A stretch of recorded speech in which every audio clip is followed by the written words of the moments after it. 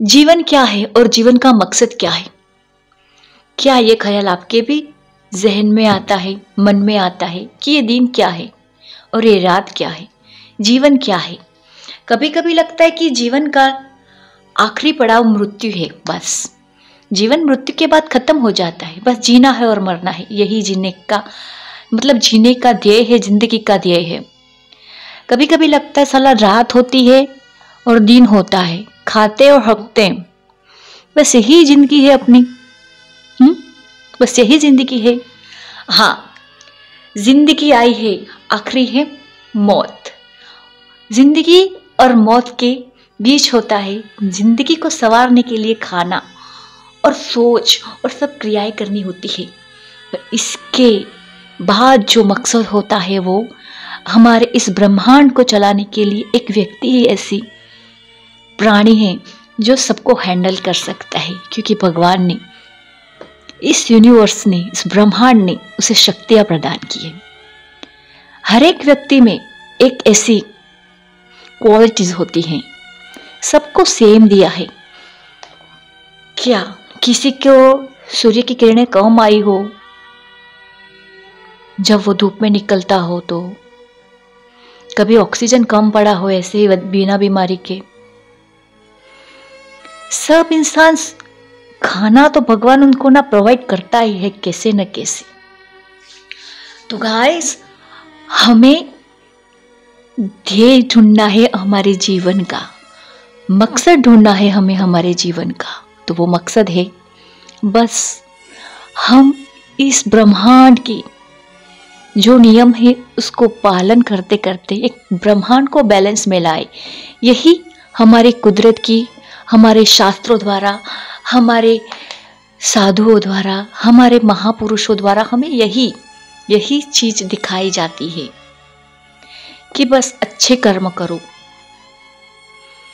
जो महापुरुषों के पास है, शरीर है, 2 आंखें हैं, 2 कान, मुंह, काया, सब आपके पास भी है, तो वाई शुड वी नॉट, क्यों हमें नहीं करना चाहिए? जो महान, जो अमीर बन गए, पैसे वाले बन गए, हाय हमारी तो किस्मत ऐसी है। किस्मत को भला क्यों दोष दे हम? किस्मत को क्यों दोष दे?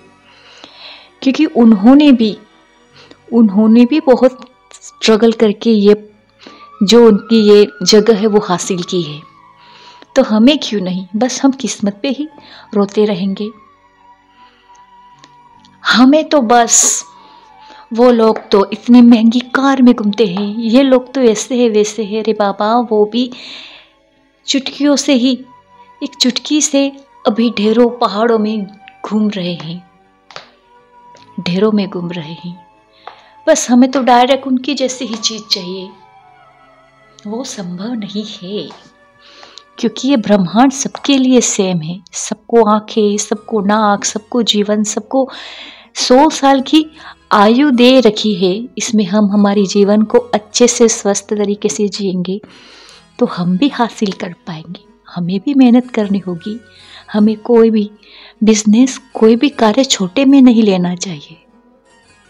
आज जो बड़े बड़ी हस्तियां हैं, जो रिचेस्ट है, उन्होंने भी कभी अपनी बुक स्टोर जो है ना, बहुत बड़े शूज के मालिक है जो, हाँ, नाइक के, आई थिंक, यस, तो उन्होंने अपनी स्टार्टिंग बिजनेस की अपने घर की डिक्की में करी थी और आज वो बहुत बड़ी ब्रांड के मालिक हो गए। वैसे ही समोसे वाले भी बहुत बड़ी ब्रांड लेके बैठे, चाय वाला, सुना ही होगा उनका नाम।